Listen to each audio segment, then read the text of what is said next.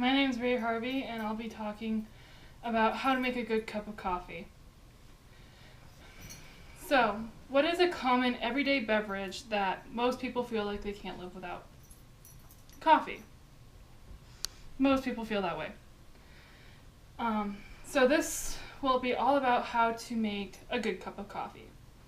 Why would I know anything about it? I'm a barista at a coffee shop. Kinda gotta know coffee. In this speech, I'm going to talk about the beans. So what makes beans good? Why is it important? The ounceage and the add-ins, which will make more sense as we go along. So let's start at the very beginning with beans. Now there's a lot more to beans than just the actual bean. There is where it comes from and which countries tend to be better.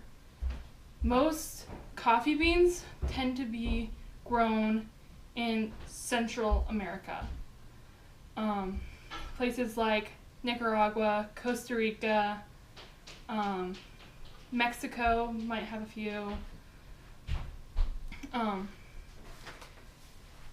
so that's very important to take in part because some countries are better than others because of how they grow it. Whether it's shade grown, which is what it's supposed to be, more natural, tastes better, or sun grown, which is more fast, but you don't get the full flavor of the bean. Now, the beans that tend to be better typically are Costa Rican, Nicaraguan, Ethiopian, and Guatemalan. Typically are the top 4 that I can tell. And so that's going from the original bean.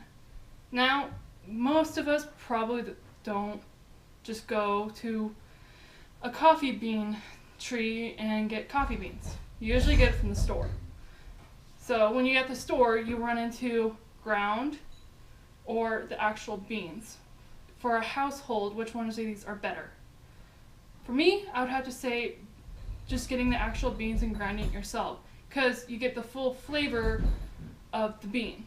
Because if you get the pre-ground, it's fine, but you don't get the full flavor. You miss out on part of the coffee, which when you want a really good cup of coffee, you don't want to miss out on anything. So from there, you figured out which coffee you wanted. Again, that's completely personalized, so you can go with anything on that. But, I mean, you can't do much with just the coffee grounds. You can't.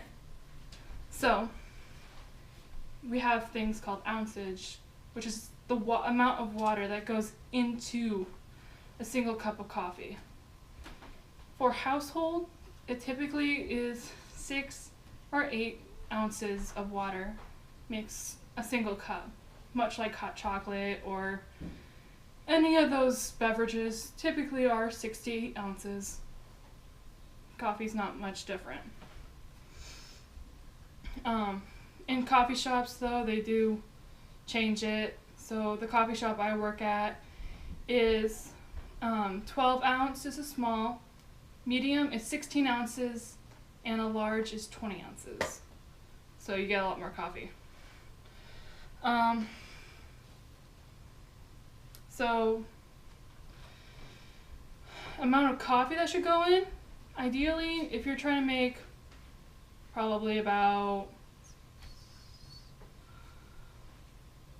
18 ounces of coffee, then you want about 4 tablespoons of coffee. And it goes down, obviously, with less. For each of those, you're going to want the exact amount of water that you specified. So if you want 3 cups of coffee, that's going to be the 18, which is the 4 tablespoons of coffee grounds with the 18 ounces of water. You want to let it brew for a bit and then drink it.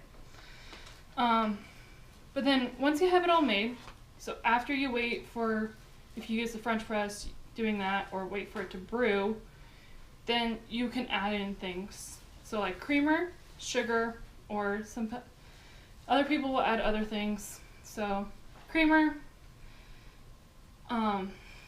Again, this specific genre, the add-ins, are completely personalized. Everybody likes more or less creamer. Some people don't like any, and some people don't like any sugar. That's black. And you can toy with your exact mountage that you prefer on both of those, and everybody pretty much knows about sugar and creamer, but you can also add in other things. Like I add in cinnamon powder, tastes pretty good. And I've heard of other people adding different things, like at a coffee shop they'll add flavoring, like a flavored latte, those flavorings into their coffee. Again, pretty much whatever you find you can go with. Pretty open. So that was the main points of how to make a good cup of coffee, with the beans and the ounces and the add-ins. And so now you all know how to make a good cup of coffee.